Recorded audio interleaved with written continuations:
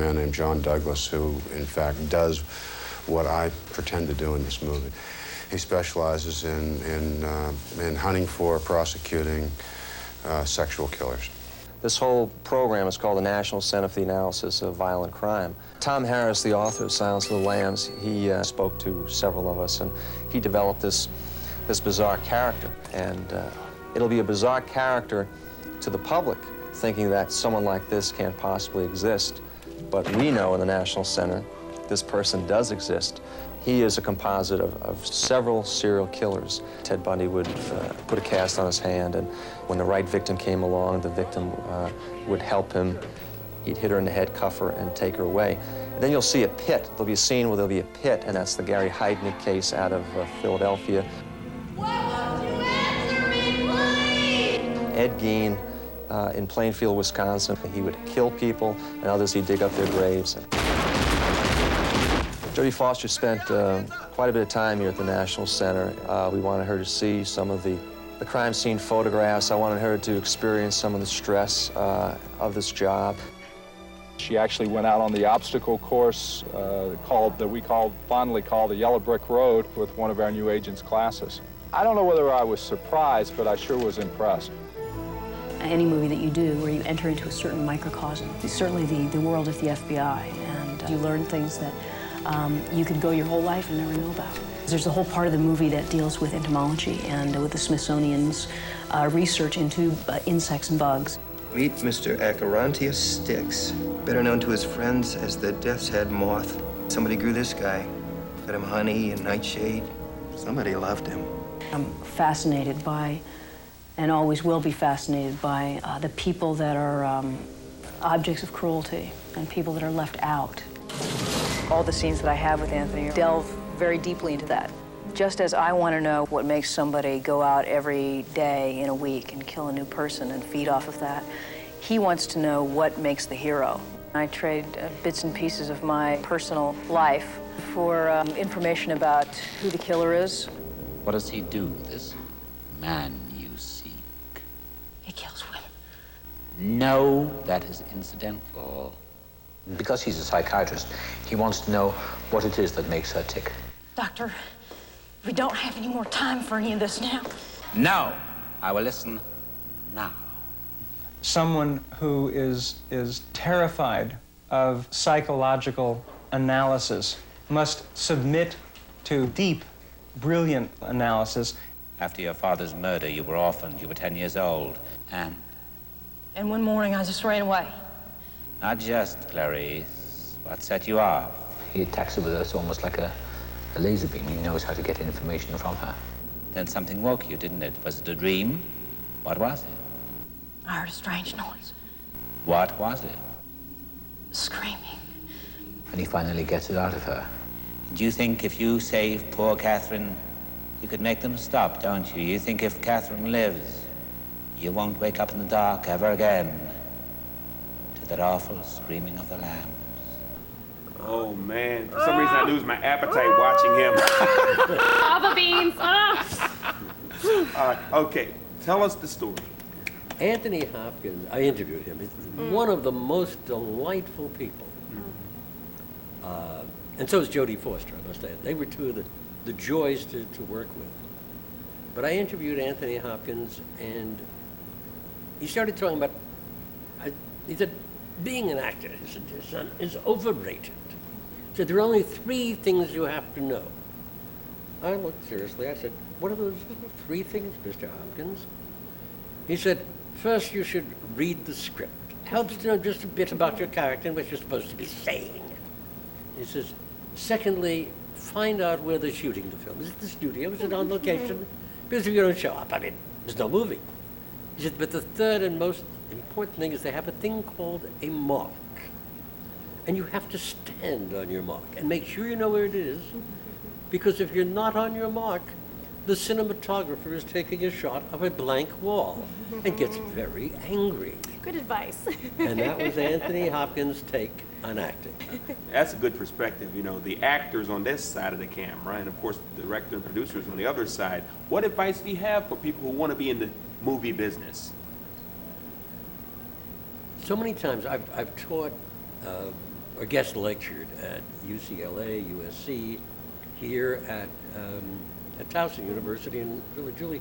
The question always comes up, how do you get into the business? And from my own experience, which was, totally by luck playing poker. Lucky breaks, yeah. Lucky breaks kind of thing. I think what I say is look for any opportunity to contribute to a production. Maybe it's an amateur production, maybe it's a school production, maybe it's a low budget production. But when you do that, be the most professional, cooperative, helpful, intelligent you possibly can.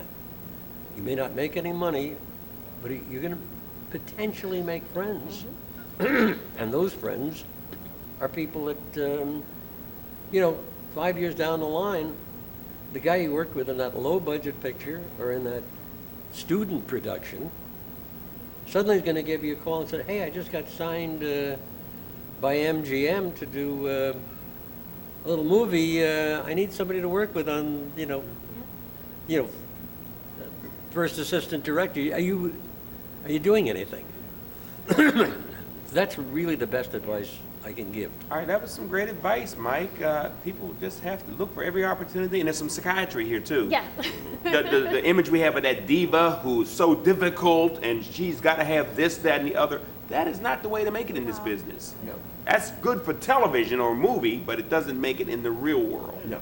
And tell us about another film project that you've done locally. Well, what happened was as I mentioned, I think, I wound up in California after I'd worked for UA in Europe, set up my own company and produced behind-the-scenes video coverage for something like 80 movies. And one day, my wife looked at me and she said, I really miss seasons because we're both from the East Coast. I said, we have seasons in California. We have the earthquake season, the fire season, the flood season. Academy Awards season. She said, no, how would you feel about moving?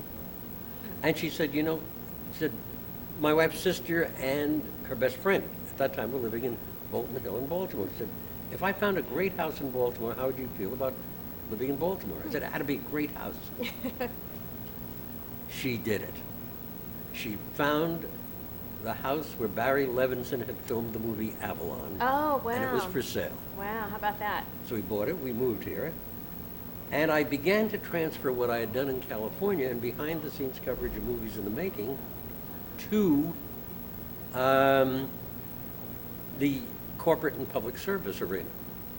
And one of the projects I'm most proud of, I worked very closely with a wonderful, wonderful woman named Rita O'Brennan, who at the time headed Flight 3, Flight 3 Productions, which was home base for John Waters and a lot of Barry Levinson's production. And Rita came to me and said the BACMA had come to her to produce a virtual tour of the city for the new visitor center, which was under construction. How would I feel about writing and co-producing it with her?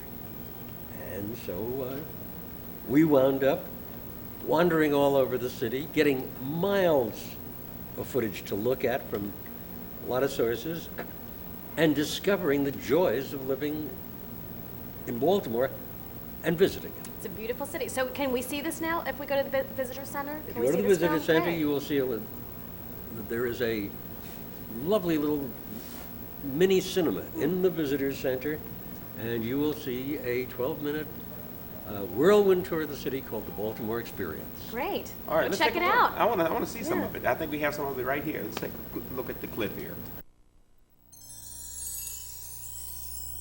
Welcome to Baltimore. Welcome to Baltimore.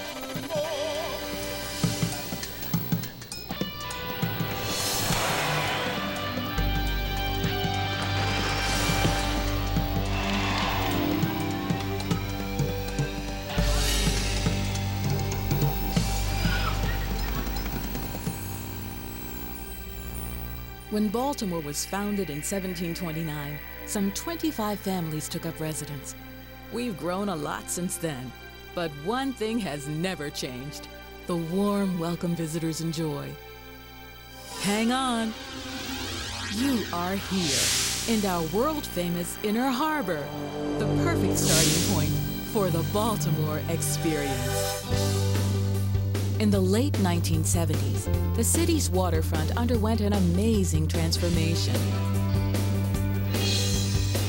Wharves and pilings gave way to world-class attractions. As gleaming new hotels and facilities sprang up, the city maintained its maritime heritage. Welcome aboard America's only surviving Civil War vessel, the submarine that fired the final shot of World War II, and, when in port, the pride of Baltimore, a perfect replica of the famed 1812 Baltimore Clipper and Maryland's goodwill ambassador. Getting around the Inner Harbor is easy. You never know who you'll run into. With stores galore, you can shop till you drop into one of the area's inviting restaurants or bistros. No surprise that seafood is on so many menus, fresh from the water to mouth-watering. With so much fun in the sun and romance at night, you may not be aware how much more there is to Baltimore. We're a city of neighborhoods, conveniently close together, each with its own personality.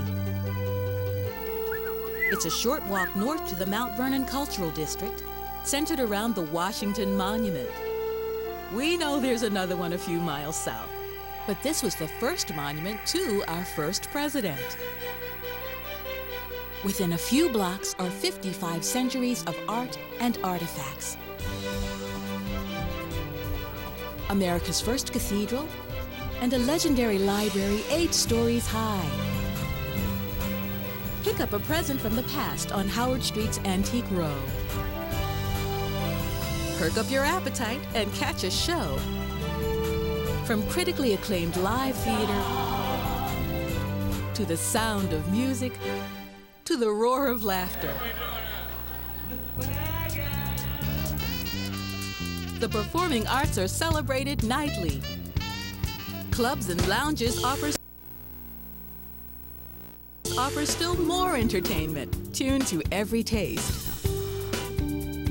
Further north is the first museum of its kind devoted to African American history. Druid Hill Park, one of many beautiful parks, and home to the fascinating creatures of the Baltimore Zoo. An empire of immortal art, including the largest collection of Matisse paintings in the United States. Pimlico, scene of the Preakness, second jewel of racing's Triple Crown. Leading universities. And neighborhoods like Hamden, the colorful community immortalized by filmmaker John Waters, where the holidays are taken lightly. Welcome to Baltimore, hon. Within eye line of the skyline are biking, hiking, and walking trails, and varied sports facilities.